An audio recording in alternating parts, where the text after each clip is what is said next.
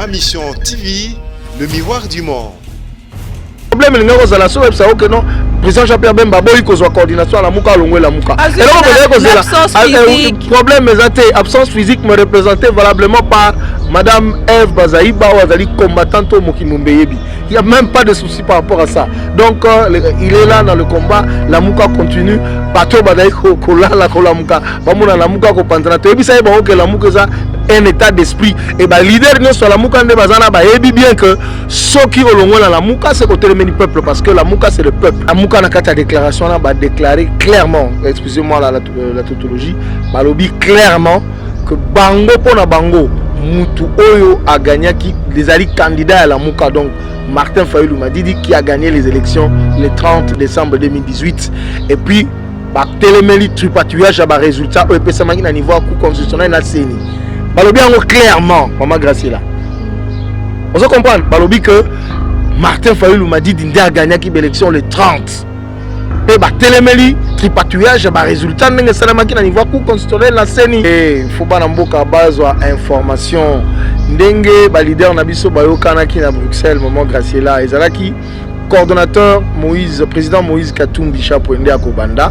Après professeur Freddy Matungulu, après professeur Freddy Matungulu, Ezalaki Mwanamboka, le président Jean-Pierre Bemba Gombo, après Mwanamboka Jean-Pierre Bemba Gombo, Ezali le premier ministre honoraire.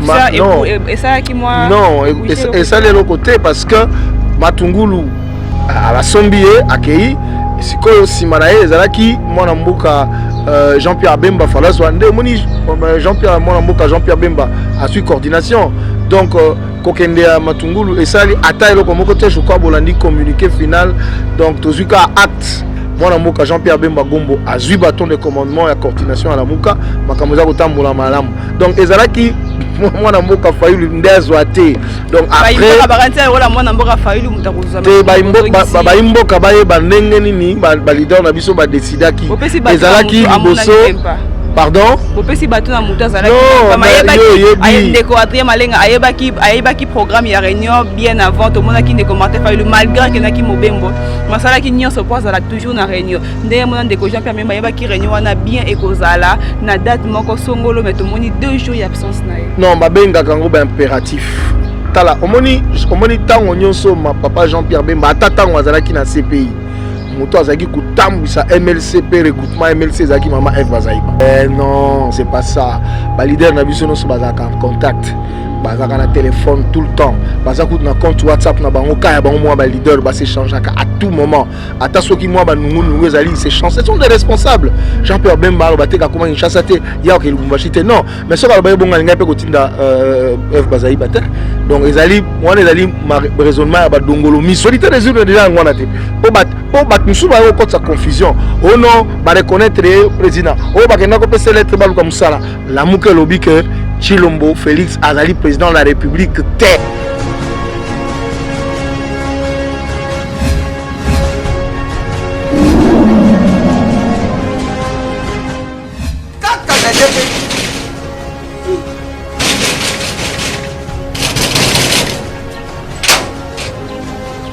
Azali ta portable ça faut me nourrir.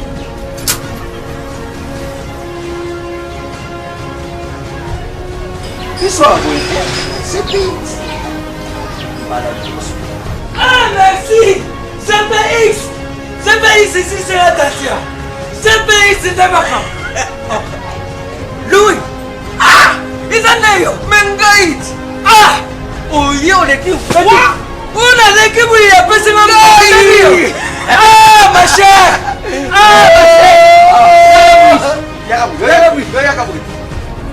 ah.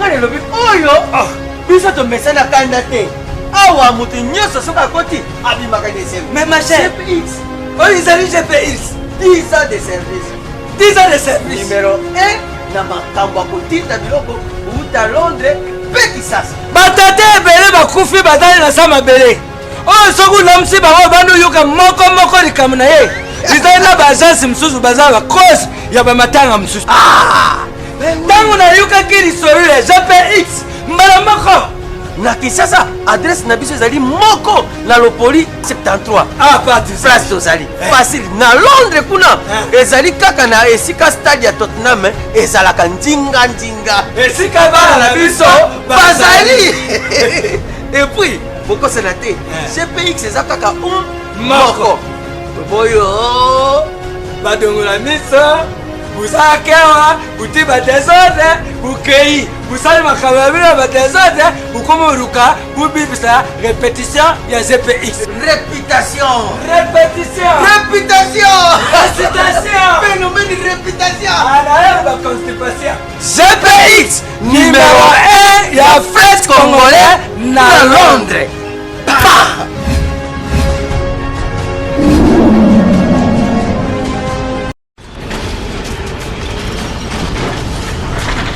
Ma Mission TV, le miroir du monde. Excellentes conditions télévisuelles à tous, chers amis téléspectateurs, vous me suivez partout dans le monde entier grâce à Ma Mission TV et bienvenue dans votre émission Face à l'actualité qui est toujours présentée par la vôtre Graciela Miska. Comme vous voyez très bien, nous sommes avec l'invité qui ont tenu la Mouka, le communicateur de la Mouka, un des communicateurs de la Mouka, voulait dire M. Adrien Malenga, Molobe Nabino Monamboka. Ensemble, on va essayer un peu de parler sur l'actualité politique en Boyebi. J'aimerais déjà dire un grand merci à celui qui est derrière la caméra, Voldingito. Et pourquoi pas la réalisation, celui que j'appelle Montréal, Moïse Kini. Bonjour, M. Adrien Malenga. Bonjour, madame. Vous allez très bien? Ça va, tout va bien. Le début de la semaine a bien commencé? Oui, ça va très bien. Malgré, vous nous avez fui, population, et Senga, il est parti ou il est parti? Non, mais Tozakaka, on était dans le préparatif. Il y a une grande réunion à Présidium à Lubumbashi, il y a la Mouka. Oui. Donc on était un peu dans de petites commissions en train de travailler sur le document et tout. Donc c'est là que moi absent c'est mon acquis. Mais tout ça toujours voilà, tout petit kabitumboté. Kabitumbo on a bien Mboka donc voilà. Comme j'ai dit au début, c'est bel et bien mon Mboka, mais Adrien Malenga, un des communicateurs de la Mouka. Ouvrons cette émission avec Jean-Pierre Mbemba. Jean-Pierre Mbemba succède à Moïse Katumbi à la coordination de la Mouka, M. Adrien Malenga. Oui, mais Eza Makambo et Bongisa m'a quitté, Maman Graciela. Je crois qu'à partir il y a tant que tu as une convention. Na Bruxelles, ezaki na mokanda musu esalamaki pembeni esalaki ndenge nini ba leader ya la Mouka bako occuper coordination tournante parce que ezalaki décidé que toute coordination na la Mouka pe moko na leader akosa la coordination pendant 3 mois à PCP Moussousou. Ezalika pour renforcer unité à la Mouka pe bomoko ya la Mouka.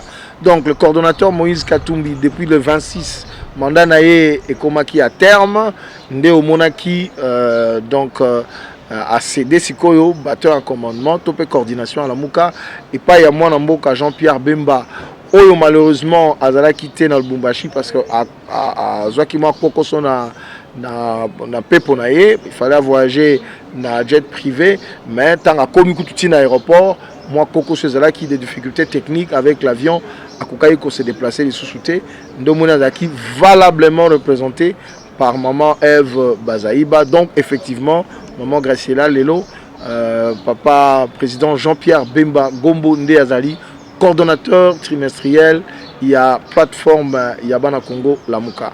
Le quatrième Malenga Kolongo ya le professeur Freddy Matungulu et ça là qui moi bilinga bilingate parce que ba imboka ba kanta ki lokola mwana mboka Martin Fali mutanga ki azwa bana mboka ba zeli ba mona boye bozongi sikara ndeko Jean-Pierre Mbemba te faut bana mboka bazwa information ndenge ba leader na biso ba yokana ki na Bruxelles maman Graciela ezalaki coordonnateur Moïse président Moïse Katumbi Chapoende Akobanda après professeur Freddy Matungulu après professeur Freddy Matungulu ezalaki mwana mboka le président Jean-Pierre Bemba Gombo après mwana mboka Jean-Pierre Bemba Gombo ezali le premier ministre honoraire non et ça qui moi non et ça les côté parce que Matungulu à la Sombié accueilli sikoyo simanaye ezalaki mwana mboka Jean-Pierre Bemba fallait soinde moni Jean-Pierre mwana mboka Jean-Pierre Bemba a su coordination donc kokende à Matungulu et ça ata eloko moko te je crois bolandi communiqué final donc tozuka acte hein tozuka acte il y a départ na bango baza libre parce que même dans kati ya convention na biso à la Mouka tolobi yo ye na combat oye yo moko oye po ebi keza combat o ezali combat ya peuple ce que moni que olympique combat peuple olembi souffrance, olembi bitumba balabala, olembi kotelemela occupant, olingi okenda kolia na occupant, libre à toi. Donc je crois que départ na mango to prendre acte, problème ezalité, moi na mboka Jean-Pierre Bemba Gombo a 8 bâtons de commandement et coordination à la muka, makamoza kotambola malamu. Donc ezalaki moi na mboka Fayulu ndezwate. Donc après ba imboka baye bandenge nini ba leader na biso ba décidaki ezalaki liboso. Pardon? Bopesi bato na muta zalaki ndeko Adrien Malenga ayebaki programme ya réunion bien avant to mona ki ndeko Martin Fayulu malgré que naki mobembo masala ki nyonso po zala toujours na réunion ndenge mona ndeko Jean-Pierre Bemba ayebaki réunion wana bien ekozala na date moko songolo mais to moni 2 jours d'absence na ye. Non, babenga kango ba impératif. Tala omoni tango nyonso ma papa Jean-Pierre Bemba atatango azalaki na CPI. Moto azaki kutambisa MLCP regroupement MLC azaki mama F Bazaiba. Donc maman Eve Bazaïba Azali donc la représentante valable de Jean-Pierre Bemba. Oh et lobby de lobby Jean-Pierre Bemba. Ezali babinga en français impératif et commis mais yo yebi bitumba oyo président Jean-Pierre Bemba zo bundakat na lamuka. Oyebi tanga yaki ndenge bazali yebi complicité ezali entre ba leader au batika ile na kata lamuka. On dit ba manifestation nyonso la lamuka. Okomona bandeko MLC baza vraiment impliqué dans kati donc tu jamais qu'au douter l'engagement à présent Jean-Pierre Bemba na combat pour la restauration en vérité des urnes. Donc ils ont impératif n'est commis qui valablement représenté par maman Eve Bazaïba. Il y a un bien ça comme la kabiso nyonso. Non mais azan avion na yaza peki semi eta na jet na emoko amola ki ba formalité administrative oui ezaki prévu aya na avion na e mais tant comme aéroport poko se komi moyen se déplacer zate les temps ça ba formalité ba billet c'était impossible et maman Eve Bazaïba remplacer et d'ailleurs soki Jean-Pierre Bemba alinga kité alinga ko ndima ko zo flambeau en té donc kuna kutu polémique ezana ngoté dans une réunion même de ces genres-là, on peut se faire représenter. Et là, le président Jean-Pierre Bemba a été valablement représenté par Madame Eve Bazaïba, qui est une femme extraordinaire, hein, une combattante. On peut se faire représenter, mais au jour à Liboso, Banamboka Bazeli, Balobino, avion, retard, jet, le jour à mi balé, tout quand le Roland Deco. Il n'y a pas même l'impossible, pas comme tout le monde qui est sauté. Mais tant qu'il y a il fallait avoir coordination, il y a la mouka. Mais il y a pas mal de polémique, il a été représenté de Konangaï. Maman Eve Bazaïba a représenté qui est valablement d'ailleurs on a quoi prendre pendant que le leader Bazalaki na réunion Bazalaki peut Kosololana président Jean-Pierre Bemba. Ils étaient en conférence call avec lui dans les discussions. Donc il n'y a même pas de problème. On m'a dit qu'il évolue. On m'a dit que ça l'émission. Tu as la émission en direct na mandoka poto sur internet aux solola. Tu as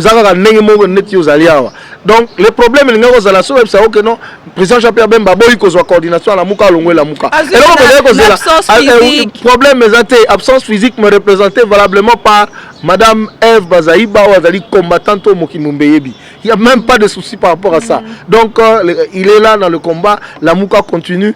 Bateau Badaï Kola la Mouka. Bamuna la Mouka Kopantana. Tu sais que la Mouka un état d'esprit. Et bah leader sur la Mouka de Bazana bah ebi bien que ceux qui ont dans la Mouka c'est côté le peuple parce que la Mouka c'est le peuple.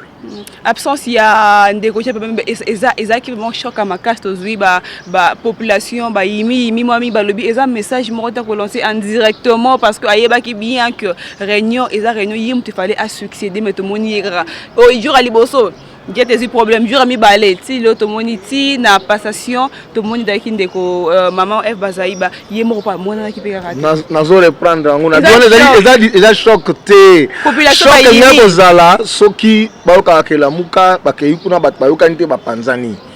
C'est ça maman Gracela. Peuple aza mayele, peuple d'ailleurs à l'équipe biso mayele parce que peuple a devant sa biso même dans Marambebele. On se comprend. Donc peuple a yebi que la mouka n'ezali on a combat ezali ko continuer. C'est ça l'essentiel. Bah détail wana comme on dit le diable loge dans le détail, ça ne sert à rien. Les loges Jean-Pierre Bemba andimi ko zo coordination à la mouka calendrier d'activité eza ko salema beaucoup monde activité to sala o la muke ko sala sous la coordination ya président Jean-Pierre Bemba donc ezaki choqué parce que ezaki choqué parce que a récupéré coordination ya la muka azali membre ya la muka alongwe na kata la muka te bana Congo population congolaise et moni ba leader na bango nyonso mine Martin Fayulu Madidi qui du reste est le président élu et légitime Moïse Katumbi Jean-Pierre Bemba, le Premier ministre Adolphe Mouzitou, maintenir flamme, flambeau à la mouka, bazo continuer combat et seconder yangoana. Le reste, les alika kaba dongolomiso, o badagi ko loka la mouka ke panzaname, o bazo bosana ke la mouka ego panzanate parce que na zongeli yangoza un état d'esprit et puis c'est le peuple congolais organisé dans le combat pour le recouvrement de sa souveraineté. De quatrième malenga lelo Jean-Pierre Bemba azui bel bien bâton azama na mboka tu ambition soba na mboka azui bâton ya reconduire la muka azui bâton ya reconduire la muka siko lelo na opposition républicaine et kosuka pe suki parce que Katumbi azongi to et continuer na système wana Jean-Pierre Bemba mama yo otangi rapport final te oyo honorable Cheribe okende a tangi na rappelé tam sous ba point saillant oya makasi tam sous ko permettre yo na ba téléspectateurs bazola na ba comprendre ba yo ka réponse na mutuna na yo la muka na kata déclaration na ba déclarer clairement excusez-moi la tautologie ba lobby clairement que bango pona bango Moutou Oyo a gagné les alliés candidats à la Mouka, donc Martin Fayulu Madidi qui a gagné les élections le 30 décembre 2018. Et puis, Téléméli tripatouillage à bas résultat au EPSAMAKI à niveau constitutionnel na CENI. Balobi en clairement, Maman Graciela. On se comprend, Balobi que Martin Fayulu Madidi a gagné l'élection le 30. Et Téléméli tripatouillage à bas résultat n'a Salamaki à niveau constitutionnel na CENI. Je m'excuse.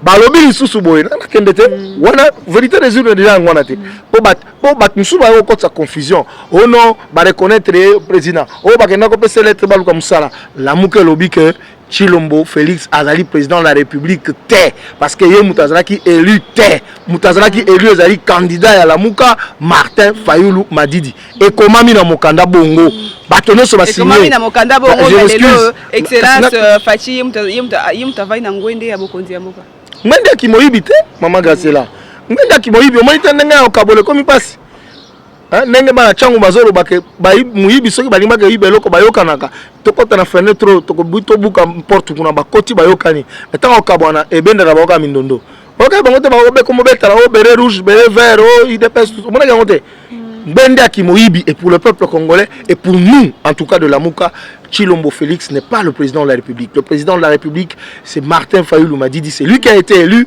Lelo Azan Imperium parce que complot salami contre volonté souveraine et peuple. Eux ont exprimé en une le 30 décembre pour appeler ça Bokondi à l'Okuta et Bissot Ozana Kacha combat justement la vérité des urnes pour te récupérer Imperium, te respecter volonté à peuple aux exprimé. Donc nous avons pas ça idée balobi déjà que excusez-moi Chilombo a gagné qui élection T. Deuxièmement, réaffirmer le fait que va continuer à mobiliser le peuple congolais pour tout côté na carte alternance oyo respecter volonté au peuple exprimé qui le 30 décembre 2018. Vérité des urnes ngwana. Comment vérité des urnes ngwana. Donc yo moi na carte document ngona ba bibiso ngamba opposition républicaine.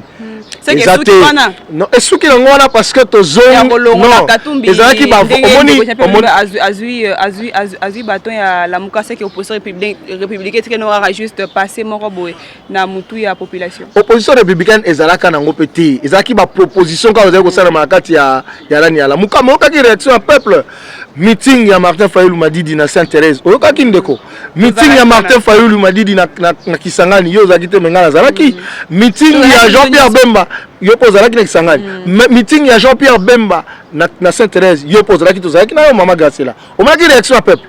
Donc peuple azana kata combat pour la vérité des urnes azana kata combat pour recouvrer bon moto na epé souveraineté na maramba ya opposition républicaine wana donc ezaki ba courant moko yaki et kei na ngope et soki kei et uti et kezonge sike utaki surtout ça résolument engagé ba leader nyos baza résolument engagé et c'est écrit dans le communiqué final pour mobiliser le peuple congolais pour que tout soit alternance aux respecter volonté il y a peuple congolais qui a exprimé dans 4 bases. Donc je crois que à ce moment-là nous allons continuer le combat à la Mouka le peuple congolais continue combat na pour recouvrer souveraineté na en tant que peuple. Est-ce que les lots tomoni de Jean Pierre Azui bâton bel bien 42 to baki on dobi à la muka après 10 ans exil au moins une façon de booster beaucoup de Martin Fayulu lutter tout beaucoup préparer ta mutu moroté après 10 ans il fallait ah bon c'est moi kamuna moi ma famille moi kamuna ba blo on est privé bozi bo PC maman recharge makasi bon. Non mais président Jean-Pierre Bemba tant azali président MLC azali na ba faire na privé abandi politique le loté. Donc bien kazaki na kati ya na exil mais au moment qui MLC n'engagé que fonctionner maman Eve bazali bazala qui on a bakulutu yango na lobby te na so peso exemple pour na le fait que azalaki na CPI topé CPI eza ko empêcher était à continuer comme ça la politique normalement na kati la muka eza ko pressé était parce que ezalaki décidé n'engwa n'est pas leader yemoko azali conscient il y a responsabilité wana en tant que coordonnateur à la muka.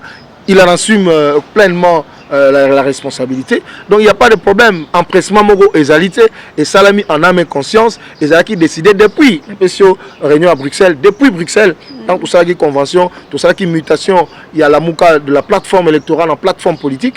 Et décidé que après moi Namboka Moïse Katumbi et Gozala comment dire le professeur Matungulu Obasi Basombi Akei après Gozala la population congolaise non à ça il botika biloko ça botika au moins biloko peuple en lingango souté biloko peuple en lingango souté akeo sala pour intérêt mboka te intérêt à mboka ezali vérité des urnes intérêt à peuple ezali ko respecter en tant que souverain primaire.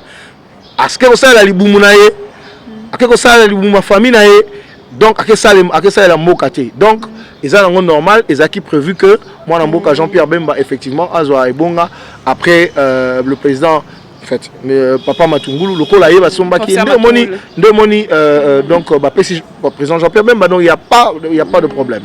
Ndeko moko posera mutu na bile lo vraiment kozala na ndeko Adrien Malenga na plateau mutu na ezaki azapeka ka militant moko combattant moko na kati ya la muka alobi bolelo soki ndeko Jean Pierre Bemba organiser réunion na Kinshasa est-ce que Moïse Katumbi akozala depuis parce que depuis pona hier alobi depuis bopesa coordination ya la muka et pas Moïse Katumbi atina makolo na Kinshasa te.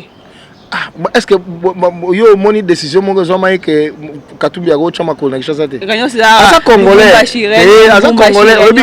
obi que kunande azali un peu plus à l'aise parce que ndako na ezali kuna bien sûr ndako na mais omoni auti kolezi taki na kalemiti oyebi que non maman Gracela akoya na Kinshasa mutabo pekisa Moïse Katumbi na Kinshasa azalité pour za congolais aza na liberté en mouvement atambo na mboka bakoko na ye azoza kutu pe parce que le libanda bonga ya Kinshasa eza nini oyebi que asalaki mabongisi pour ça la tournée yango mais est-ce que omonaki na Goma akomaki te omonaki na Buta akomaki te oyebi makambo esalamaki pour empêcher avion na ye etambola yango tozo ba continuité yango zo continuer tozo kala régime ya Kabila te makambo ya dictature ya Kabila nde yesu makasi koleka eza continuité à régime ya Kabila oyebi ba empêcher qui autorisation ba pesa qui autorisation avion na été pour pumba akoya kushasa ndeni kini to yoka te kala ki na ya ba empêcher na kini to yoka oui mais programme ya non yo monaki ba panote maman Gracela vous avez annoncer arriver avec Moïse Katumbi na Kinshasa oui mais ya quitté justement parce que nous avons expliqué que et le bamaki que ba pesa qui ba permettre que ba pesa qui autorisation en vol te yango salaki safari na été et bani mokili mumba le bama na ba radio maman Gracela.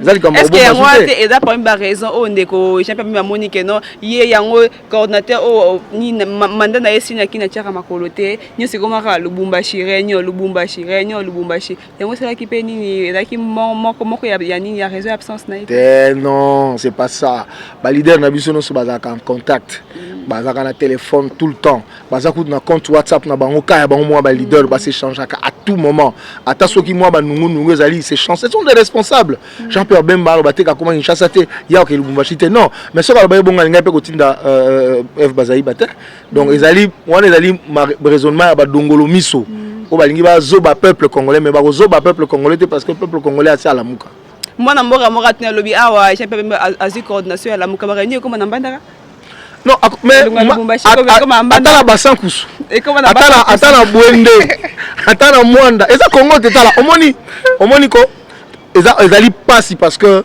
lelo bitumba o peuple azobunda lelo bitumba o peuple azobunda lelo bitumba lelo peuple bitumba azobunda Mama Graciela ezali pote yo pe ndenge oza wana mama na ngai olobi ke non nazwi congé nazwi valise na ngai nake na kabeyaka monga nake vacances okomi na kabeyaka monga électricité ezali nani maya peto ezali botela malamu ezali otamboli ozongi bobitumba peuple yango wana ata memi so na basankusu ata memi so na bwende ata memi na epa na biso kuna na Isaka ou bien na Nyoki kuna epa na non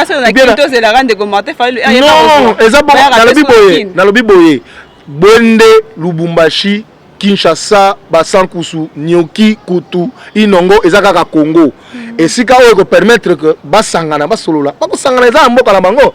Et donc il n'y a pas de problème. Donc ceux qui président Jean-Pierre Bemba Biba qui est bondé. Ezakuna occasion pour na bato bamona ezakuna occasion pour na ba leader bamona na bondé te bamona bondé. Quel est le problème mam? Donc on ezakuna problème to ko tarango polémique. Et si quoi ko se sentir à l'aise pour yamba bande ko na ba solola akoyamba bango Kinshasa bondé Nyoki tout ça. Oh, c'est quoi Golinga? Pourvu que dans le Congo, il n'y a pas de problème. Moi, tout le monde est lobaki, ceux qui perdent le on est posé que ndeko cha pepe organiser réunion à Kin. Est-ce que nous avons bien à Kin pour participer à la réunion? Ah, t'es pour la nini? Il y a raison nini oyo ko sala que jet n'est pas aux retard. Non, non, bolinga ko sa polémique ya pamba te. Ezali biloko ba benga impératif et komakanango. Il n'y a pas un problème particulier entre Jean-Pierre Bemba et Moïse Katumbi, il n'y en a pas. Il n'y a pas un problème entre Jean-Pierre Bemba et la Mouka, il n'y en a pas. La raison, d'ailleurs, raison de plus, aux autres qui a vu bâton, il y a commandement, il y a coordination. Donc il n'y a pas de problème. Ceux qui nous ont convoqués à Kinshasa, ceux qui papa Moïse Katumbi, ont empêché à Koya. Ceux qui ont Bouende, mais ils ont tout comme le nom, il y a une réunion de convention à Bruxelles. Président Moïse Katumbi a empêché à se faire représenter. La réunion Bandaki, heureusement, pour nous, à Sirisi Magamada Osara, avec au dernier jour. Et ça arrive. Donc, l'essentiel c'est que Azaki représenté Maman Graciela. Bino bozomo na ka réunion à présidium, mais avant de réunion à présidium, ils ont une réunion salamaki a commis cellule politique. Na cellule politique wana ba leader nyonso, y compris Jean-Pierre Bemba, bazaki ko coacher ba délégué na bango.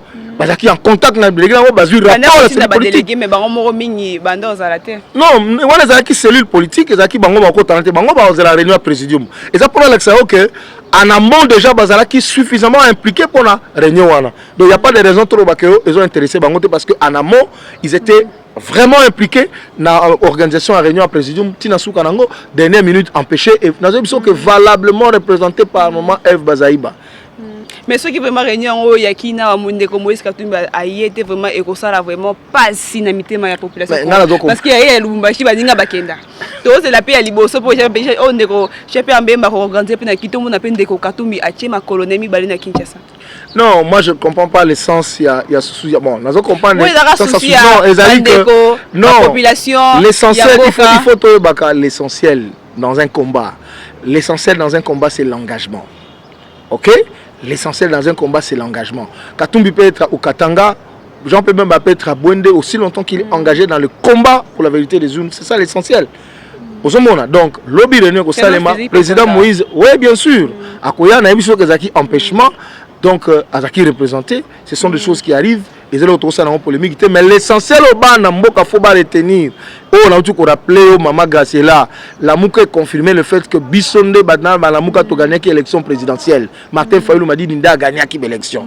Et là, comme tout le monde. Deuxièmement, la Mouka s'est engagée pour mobiliser le peuple congolais pour obtenir alternance pour refléter volonté de Mango Basala qui le 30 décembre 2018. Et puis la Mouka est s'engager les sous pour mobiliser le peuple pour tous avoir réforme senior tous dans la mabe et kende ba cour constitutionnel il y a la honte et kende de façon que la réforme institutionnelle salema pour lobby ce qui élection salemi volonté à peuple ils alla réellement respecter. Donc il faut l'essentiel à retenir, le reste ils ont encore supputation comme on dit, ils ont encore biloko o balingi kolobaloba po ba moniso ko kolobate ba ba ko lala ko la mukabalo ka kiono Fayulu atali mopanzi bo ebemba atali mopanzi bo Katumbi atali mopanzi surtout ba ko zela Maman Graciela limisanga simba yo Maman Graciela bazali po na mboka Jean-Pierre Bemba soto ko basoki lobete ko Jean-Pierre Bemba pe azuka lettre na ya komio. Maman Graciela na yebisi que na kati ya convention na biso à la Mouka et le babimboy ndengo adhéré na combat au peuple aux libre. Mukolo yo komona ke olembi na combat peuple. Olongwe na yote, ça problème ta. Donc, te lobite que la muka est éternelle, il y a que Dieu seul qui est éternel. Te lobite ngona tozo chama ina munoko tende ba kokma to sala ba. Ba l'idée ba omiko longa longa mo moté to ke pe na suka. Non, omoni on a expliqué batu maman Gracela. Muto yo lelo azomona pasi, les peuple congolais. Muto a s'engagé résolument na kati ya combat pour la vérité des urnes, les peuple congolais. Donc, muto qui peuple amoni que mutu oyo asa susuko bunda pour la intérêt na été. Ata yo maman Gracela peuple a kozwa yo ou remplacer Fayoum, ou remplacer Jean-Pierre Bemba, ou remplacer Moïse Katumbi. On se comprend. Donc le peuple congolais va s'organiser pour que ce combat continue. Et bato banda kango 2006 temps élection Salimi Mabe, Jean-Pierre Bemba Bakangié, 2011 Kabila Sali même chose. Papa Tshisekedi a continué le combat. 2018, Lelo, Martin Fayulu a continué le combat pour la vérité des urnes. Mais au troisième épisode, le troisième jour, il y a ce résistant qui a fait à Makamoudo. On va finir avec cette affaire, ce pouvoir illégitime de Chilombo, ce pouvoir, cette occupation de Kabila, pour que finalement, tout récupérer Mboka Nabiso, tout le monde a organisé Mboka Nabiso. Et comme quand même Mboka, Lumumba qui rêvé. Nous devons assurer la grandeur de ce pays. Merci d'être Adrien Malenga. Merci infiniment pour notre temps au partager. Moi, programme na la Mouka Eza, moi meeting, moi sitting. Et là, on a connu ça, Ezali Boé, le président élu Martin Fayulu à Zongi na Kinshasa. Le dimanche 4 août, na Kanluka, à Kosala meeting moko ya Kafu Kafu. Au moni, avec le bâtiment, batu ba lobby makambe belé à lobby le côté abaki ngana ko lobaka kaliboso peuple alingi a communion na peuple na ye na population congolaise au ba vota qui est donc le 4 na 13h na terrain Kaluka so mato ba bi Kaluka oye na siat ya Kaluka juste en face ça na terrain moko il y a une monnaie nezakana sur l'avenue Ngunzu je crois tokozala wana toka le président élu Martin Fayulu Madidi nini o ya koyebisa biso donc rendez-vous ali pris ce dimanche 4 août avec le président élu Nakanluka pour un grand meeting à vérité. Donc Fayulu face au peuple. Merci. Moi contact na imbo ka baluka babenga ndeko Adrien Malenga. Oui, bandeko belé baza kolinga contacter biso. To pesi numéro na biso donc plus 243 81 250 34 37 na Zongeli plus 243 81 250 34 37. Tous a besoin il y a conseil nabino, tous a besoin d'analyse nabino, tous a besoin de discuter nabino sur un certain nombre de choses pour te aiguiser ba raisonnement nabiso peut te ba au monde na to misambo nabiso na situation au tous nango. Donc n'hésitez pas à m'appeler, mon téléphone est tout le temps ouvert, numéro na pesa na WhatsApp, appelez-moi quand vous voulez, nous allons discuter pour le bien de la nation. Ah oui, merci, nous sommes arrivés à la fin de votre émission Face à l'actualité. Donc un grand merci à M. Adrien Malenga. Merci madame. Merci infiniment à la réalisation. Là je vois Moïse Kini et pourquoi pas à celui qui est derrière la caméra Voldingituka. Quant à moi je vous dis restez branchés en composant www.mamission.tv. Abonnez-vous massivement. On se retrouve à la prochaine pour un nouveau numéro. Merci. Merci.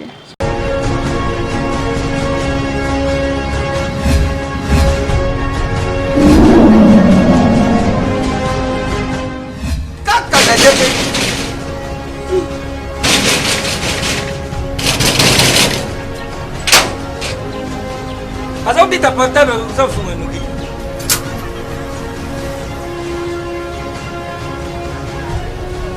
Isso c'est vite. Ah merci. CPX ici c'est la Tatia. CPX c'est Tabaka. Louis. Ah, Isaneyo, Mengait. Ah, oh yo l'équipe. On a l'équipe où il y a pas ce moment. Ah ma chère. Ah ma chère.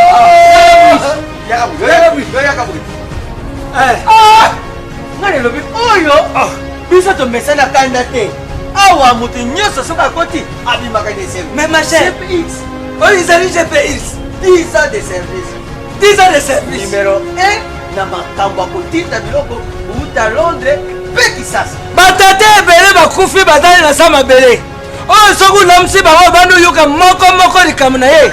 Izali na bajansi msusu bazala cause ya bamatanga msusu. Ah! ntango nayokaki lisolo ya GPX mbala moko na Kinshasa adresse na biso ezali moko na Lopoli 73 place tozali facile na Londres kuna ezali kaka na esika stade ya Tottenham ezalaka ndinga esika bana na biso bazali et puis bokosela te GPX eza kaka moko boyo badongola miso busakewa buti badesode bukei busali makambo ya bino badesode bukomoruka bubibisa répétition ya GPX réputation phénomène de réputation GPX numéro 1 ya fête congolais na Londres.